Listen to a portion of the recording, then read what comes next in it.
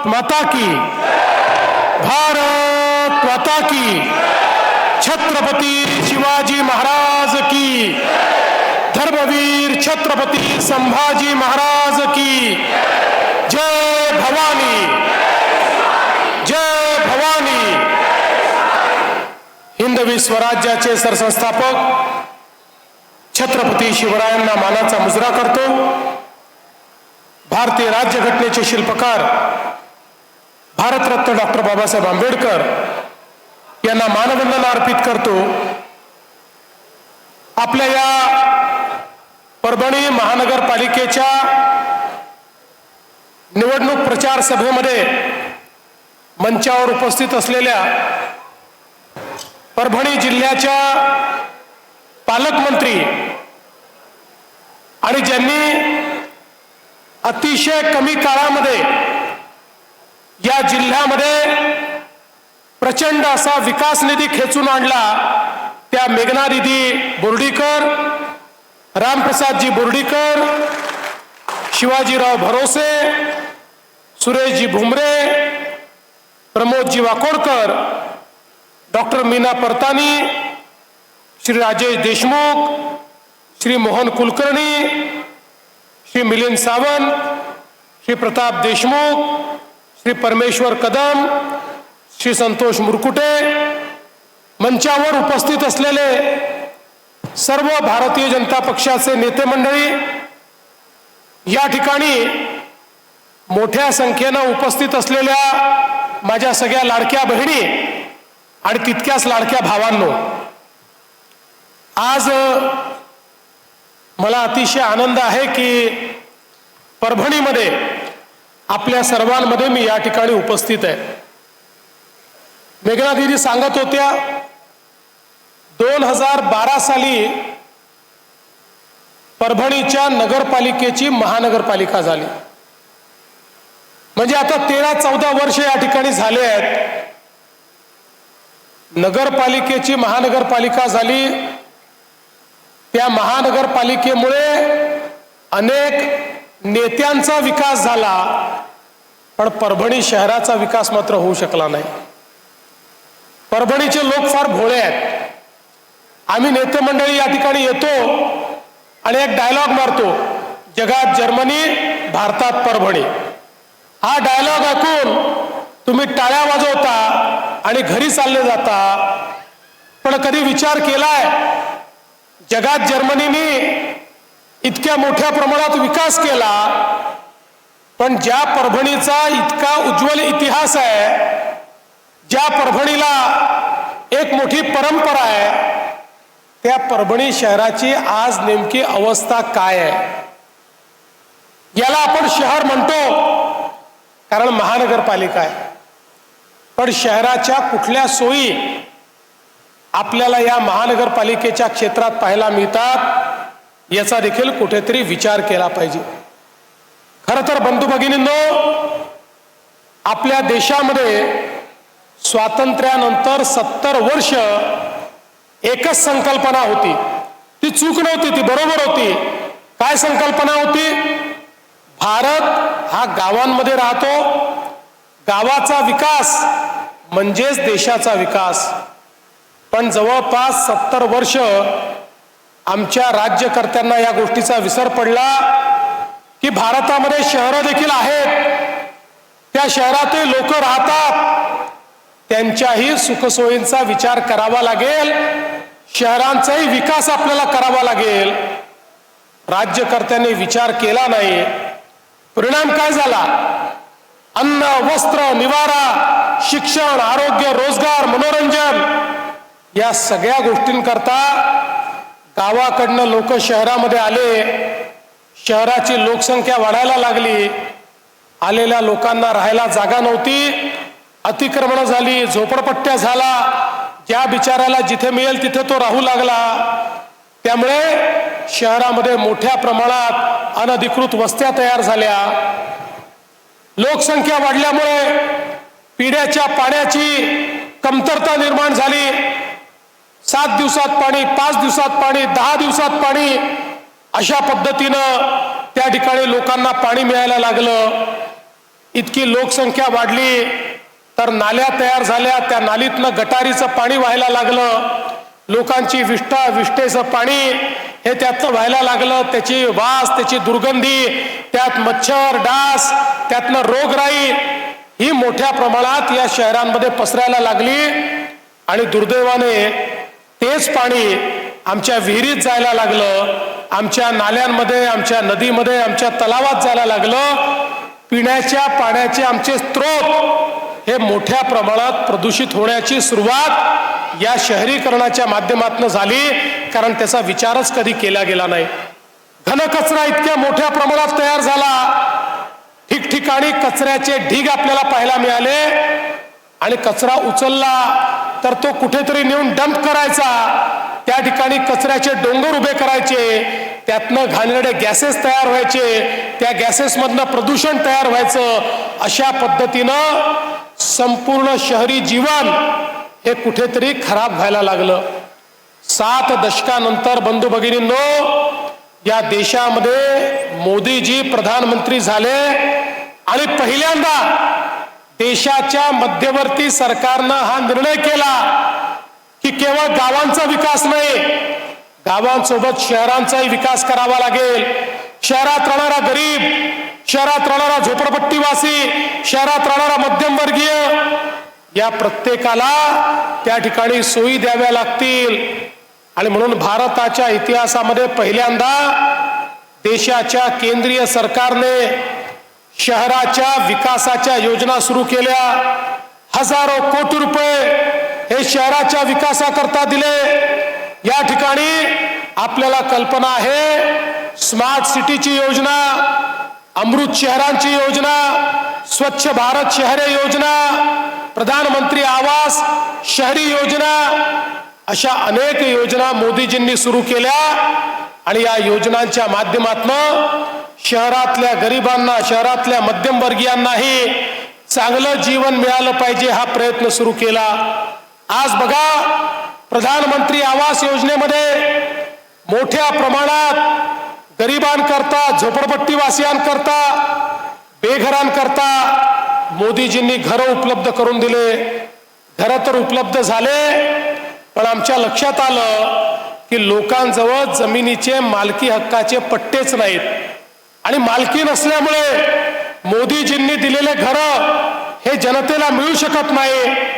2च महिन्यापूर्वी आपल्या सरकारने निर्णय घेतला, ज्या ठिकाणी झोपडपट्टी आहे, ज्या ठिकाणी अतिक्रमण आहे, जो रहिवासी अतिक्रमण करून बसलेला आहे त्या प्रत्येकाला त्याच्या जमिनीचा मालकी हक्काचा पट्टा हा आता आपलं सरकार त्या ठिकाणी देणार आहे. आणि केवळ मालकी हक्काचा पट्टा देऊन आपण थांबणार नाही, तर त्यांना घर बांधण्याकरता, पक्क मकान बांधण्याकरता त्या ठिकाणी आपण प्रधानमंत्री आवास योजनेतनं पैसे देखील देणार आहोत. आपला प्रयत्न आहे. आज महाराष्ट्राच्या ग्रामीण भागामध्ये मोदीजींनी 30 लाख घरं दिले आहेत. एकही कच्चं घर हे पुढच्या 2 वर्षात राहणार नाही. शहरामध्येही प्रत्येक गरीबाला पक्क घर देण्याकरता आता मोदीजींनी आपल्याला निधी पण दिलाय आणि आता जागेचे प्रश्न देखील सुटतायत. त्यामुळे आपला प्रयत्न आहे, पुढच्या 5 वर्षामध्ये माझ्या परभणी शहरात राहणारे गरीब, झोपडपट्टीवासी, अतिक्रमणधारक यांना जमिनीची मालकीही मिळाली पाहिजे आणि पक्क घरही मिळालं पाहिजे. आणि म्हणूनच आम्ही तुमच्या समोर मत मागण्याकरता आलो.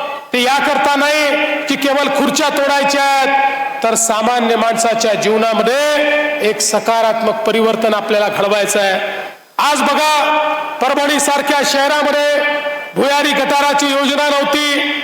आमच्या मेघना दीदींच्या प्रयत्नातून माननीय मोदी साहेबांच्या अमृतच्या योजनेमधनं आपल्या परभणी शहराला मोदीजींनी 409 कोटी रुपये या ठिकाणी दिले. 409 कोटी रुपयाची भुयारी गटाराची योजना. तुम्ही विचार करा, 10 वर्षापूर्वी 409 कोटी सोडा, 9 कोटी रुपये देखील परभणीला कोणी द्यायला तयार नव्हतं. पण मोदीजींच्या नेतृत्वात 409 कोटी रुपये त्या ठिकाणी दिले. आणि एवढंच नाही, तर आम्हाला हे माहिती आहे परभणी सारख्या छोट्या महानगरपालिकेत जो 30% हिस्सा भरावा लागतो तो भरण्याकरता पैसे नाहीत आणि राज्य सरकारच्या वतीनं मी हा निर्णय केला की ते 30% देखील राज्य सरकारच्या माध्यमातून आम्ही देऊ। त्यामुळे परभणी सारख्या शहरामध्ये या ठिकाणी आता निविदा प्रकाशित झाल्या आहेत आणि पुढच्या काळामध्ये या ठिकाणी नाल्यांमधनं गटारी वाहणार नाही तर भुयारी गटारातनं त्या ठिकाणी मैला वाहील आणि तो मैला STP मध्ये जाईल। STP मध्ये त्याच्यावर प्रक्रिया होईल, त्यातला मैला बाजूला होईल, त्यातनं खत तयार होईल आणि मग जे शुद्ध केलेलं पाणी आहे तेच पाणी सोडण्यात येईल। आपल्या नदीमध्ये, नाल्यांमध्ये, विहिरीमध्ये जाणारं पाणी हे प्रदूषित पाणी नसेल, ते स्वच्छ पाणी असेल। अशा प्रकारची अमृतची योजना मोदीजींच्यामुळे आपल्या परभणी शहराला मिळाली।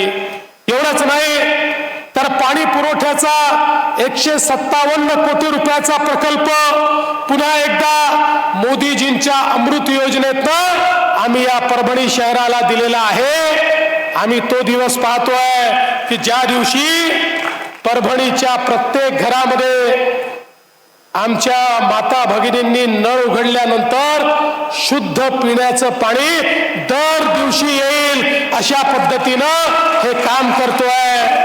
इथेही मोदीजींनी जे पैसे दिले आहेत त्याच्या व्यतिरिक्त 30% पैसे हे आपल्या महानगरपालिकेला द्यायचे आहेत। तेही पैसे महानगरपालिकेकडे नाहीत, तेही राज्य सरकार या ठिकाणी देईल हे सांगण्याचा माझा प्रयत्न आहे। एवढंच नाही, एक काळ असा होता की कचरा म्हणजे आपल्या डोक्यावरची लायबिलिटी होती। कचरा म्हणजे त्या ठिकाणी आपल्यावरचं बर्डन होतं। पण आता स्वच्छ भारत योजनेने अशा प्रकारच्या आपल्याला टेक्नॉलॉजी दिल्या, आता कचरा आपल्यावरचं बर्डन नाही आहे, आता कचरा ही आपली संपत्ती झाली आहे। आता कचरा हा जमा करून त्याच्यावर आपण प्रक्रिया करतो, कचऱ्यापासून कोळशासारखे पेलेट तयार करतो, त्यातनं महानगरपालिकेला पैसा मिळतो आणि हे कचऱ्याचे पेलेट्स हे कोळसा म्हणून वीज निर्मिती कंपन्या विकत घेतात, त्यांना ते कंपल्सरी आहे। आता कचऱ्यापासून खतांचीही निर्मिती करतो आणि मोठ्या महानगरपालिकेमध्ये तर गेल्या 5-10 वर्षामध्ये आम्ही मोदीजींच्या योजनेतनं कचऱ्यापासून वीज निर्मिती देखील सुरू केलेली आहे। त्यामुळे आता कचरा हा महानगरपालिकेला त्या ठिकाणी फायदा देणार आहे। आपल्या परभणीला देखील घनकचरा व्यवस्थापन प्रक्रिया प्रकल्पाकरता 33 कोटी रुपये आपण दिलेले आहेत। 18 कोटीच्या निविदा निघाल्या आहेत, 15 कोटी पुन्हा मिळणार आहेत आणि त्या माध्यमातून परभणीला कचरा मुक्त करण्याचं काम हे मोदीजींच्या योजनेच्या माध्यमातून या ठिकाणी आपण करणार आहोत। एवढंच नाही तर आता मोदीजींनी PM ई-बस सेवेच्या अंतर्गत 14 कोटीचा प्रकल्प मंजूर केलाय। 40 बसेस हे आपल्या परभणीला या ठिकाणी मिळणार आहे। या इलेक्ट्रिक बसेस आहेत, या बसेसमुळे कोणतंही प्रदूषण होत नाही। अशा प्रकारच्या बसेस, अत्यंत आधुनिक बसेस या ठिकाणी आपल्या या परभणीमध्ये आणण्याचं काम हे आपल्या सरकारच्या माध्यमातून होत आहे। मला अतिशय आनंद आहे की आमच्या मेघना दीदींच्या नेतृत्वात आपण या परभणीला जे काही वैद्यकीय महाविद्यालय दिलं होतं त्याच्या रुग्णालयाने आमच्या 100 दिवसाच्या कार्यक्रमामध्ये महाराष्ट्रात पहिला क्रमांक या ठिकाणी मिळवलेला आहे। हे पाहिल्यानंतर वाटतं जगात जर्मनी आणि महाराष्ट्रात परभणी असाच पहिला नंबर सगळ्या क्षेत्रांमध्ये आपल्याला परभणीला द्यायचा आहे। आणि मी मेघना दीदींचं एका अजून गोष्टी करता या ठिकाणी अभिनंदन करेन की त्यांनी CIIT या ठिकाणी आणलं, टाटा ट्रस्टशी या ठिकाणी मोठ्या प्रमाणात करार करून इनोव्हेशन आणि इन्क्युबेशनचं सेंटर हे आणलेलं आहे। 100 कोटी रुपये खर्च करून हे सेंटर तयार झाल्यानंतर दरवर्षी 3000 परभणीचे मुलं इथनं ट्रेनिंग घेऊन निघतील। त्यातला एकही बेरोजगार राहणार नाही, ते स्वतःही रोजगार मिळवतील आणि आपल्यासोबत अजून 10 लोकांना रोजगार देतील। अशा पद्धतीचं हे केंद्र या ठिकाणी आणण्याचं काम हे खऱ्या अर्थानं आपल्या मेघना दिदींनी केलाय 125 कोटी रुपये याकरता आपण खर्च करतो। आज आपण परभणीला उदयोन्मुख जिल्ह्यांच्या यादीमध्ये आणलेला आहे। एक नवीन योजना मी आणली, ज्या जिल्ह्यांमध्ये उद्योग कमी आहेत त्या जिल्ह्यांकरता आता एक वेगळं पॅकेज आम्ही तयार केलंय। त्याच्यामध्ये वेगवेगळ्या प्रकारच्या योजना तयार केल्या आहेत, काही इन्सेंटिव्ह आम्ही तयार केले आहेत आणि आम्ही उद्योजकांना सांगतो की परभणी सारख्या जिल्ह्यामध्ये जर तुम्ही आलात तर तुम्हाला इतर जिल्ह्यांपेक्षा जास्त फायदा हा मी परभणी सारख्या जिल्ह्यांमध्ये देऊ। त्या उदयोन्मुख जिल्ह्यामध्ये आता आपण परभणीला घातलेला आहे, त्यामुळे पुढच्या काळामध्ये मोठ्या प्रमाणात या ठिकाणी परभणीमध्ये उद्योग आणण्याचं काम आपण करू। आज डबल लाईन मुळे परभणीला वंदे भारत ट्रेन मिळाली आहे। जालना नांदेड मार्गामुळे समृद्धी महामार्गाशी तुम्हाला जोडलेला आहे। त्या माध्यमातून देखील मोठ्या प्रमाणात लॉजिस्टिकचं काम या ठिकाणी आम्ही करणार आहोत। आमच्या मेघना दिदींनी सांगितलं की शहरामध्ये विजेच्या तारांचं असं जाळं आहे, कोणची तार कुठे जाते समजत नाही आणि कोणची तार कोणाच्या उरावर पडेल हेही लक्षात येत नाही। त्यामुळे मेघना दिदी काळजी करू नका, तुम्हीच ऊर्जा मंत्री आहे, ऊर्जा खातं तुमच्याकडेच आहे आणि मी मुख्यमंत्री म्हणून तुम्हाला अधिकारही दिले आहेत। त्यामुळे तुम्हाला जे जे अंडरग्राऊंड करायचं आहे त्याची योजना तयार करा आणि या सगळ्या वाहिन्या तुम्ही अंडरग्राऊंड करून टाका, हे तुम्हाला या निमित्ताने निश्चितपणे मी सांगतो। आणि एवढंच नाही तर मला माहिती आहे जायकवाडीच्या कालव्याच्या लगतच्या लोकांना नोटिसेस आल्या आहेत, तुम्ही काळजी करू नका, त्याचाही मार्ग आम्ही काढून देऊ। कोणालाही बेघर करण्याचं काम या ठिकाणी आपण करत नाही। खरं म्हणजे परभणीला चांगल्या नाट्यगृहाची आपली मागणी आहे, ती पण आपण पूर्ण करणार आहोत। जवळपास 750 कोटी रुपयाचा रिंग रोड हा आपण मंजूर केलाय, पण त्याची गाडी जरा अडकलेली आहे। आता दीदी आणि मी गाडीला धक्का मारतो म्हणजे पुढच्या काळात हा रिंग रोड देखील निश्चितपणे या ठिकाणी आपण आणू। खरं तर मी तुम्हाला एवढंच सांगण्याकरता आलो आहे, अनेक वर्ष परभणीकरांनी खूप लोकांना संधी दिली, त्यांनी संधीचं काय केलं मला माहिती नाही, पण तुम्ही बघा ज्या ज्या शहरामध्ये भारतीय जनता पक्षाला संधी मिळाली त्या शहराचा चेहरा आणि चित्र हे मी बदलून दाखवलंय। हे तुम्ही कुठल्याही शहरात जाऊन पहा, तुम्हाला त्या ठिकाणी पाहायला मिळेल। खरं म्हणजे आज या ठिकाणी माझ्या लाडक्या बहिणी इतक्या मोठ्या प्रमाणात आलेल्या आहेत। आपल्याला माहिती आहे ज्यावेळेस प्रचंड मोठं बहुमत या महाराष्ट्रात आम्हाला मिळालं, एकट्या भाजपच्या 137 जागा आल्या तर लोक म्हणायला लागले आता भाजपला एवढ्या जागा मिळाल्या, आता पहिलं काम हे काय करणार, लखपती दीदी योजना बंद करणार। पण बहिणींनो 1 वर्ष झालं योजना बंद झाली नाही आणि जोपर्यंत तुमचा देवा भाऊ हा मुख्यमंत्री आहे तोपर्यंत योजना बंद होणार नाही। पण मी दीदींना सांगितलंय, दीदींनी मनावर घेतलाय, या ठिकाणी माझ्या लाडक्या बहिणींना केवळ लाडक्या बहिणी ठेवायचं नाही आहे, माझ्या लाडक्या बहिणींना लखपती दीदी बनवायचं आहे। महाराष्ट्रामध्ये 50 लाख लखपती दीदी झाल्या। दीदी आमच्या मेघना दीदींनी त्यात 1 लाख लखपती दीदी या परभणी जिल्ह्यातनं केले आहे। आता यावर्षी 1 कोटीपर्यंत आपण पोहोचणार आहोत। दीदी या महानगरपालिकेच्या निवडणुकीनंतर या ठिकाणी आपला महापौर बसेल, त्याच्या बरोबर 1 वर्षांनी मी पाहायला येणार आहे आणि त्यावेळी मी केलेल्या कामांचा आढावा तर घेईलच, पण पहिला आढावा हा घेणार की माझ्या किती लाडक्या बहिणींना तुम्ही लखपती दीदी केलं याचा आढावा सगळ्यात पहिल्यांदा मी घेणार आहे। बंधू भगिनींनो, या परभणीच्या विकासाच्या आड जो येईल त्याला आई प्रभादेवीच्या आशीर्वादाने त्याच ठिकाणी नेस्तनाबूत केल्याशिवाय आम्ही राहणार नाही, हे सांगण्याकरता मी आलो आहे। आणि म्हणून खऱ्या अर्थानं प्रभावतीच्या या नगरीमध्ये माझी आपल्या सर्वांना विनंती आहे, किती वर्ष आपण जुना इतिहास सांगणार आहोत, आता भविष्य तयार करण्याची वेळ आली आहे। इतिहासात जगणारे हे इतिहासातच मरून जातात, इतिहास लक्षात ठेवायचा असतो, इतिहासाचा सन्मान करायचा असतो, पण भविष्याचा मार्ग हा आपल्याला कोरून काढायचा असतो. तो भविष्याचा मार्ग, परभणीच्या भविष्याचा मार्ग कोरण्याकरता या ठिकाणी मेघना दिदीच्या रूपामध्ये तुम्हाला पालकमंत्री इतक्या वर्षानंतर पहिल्यांदा मी दिलेला आहे. त्या पालकमंत्र्याचे हात तुम्हाला मजबूत करावे लागतील. या परभणीमध्ये भाजपचा झेंडा तुम्ही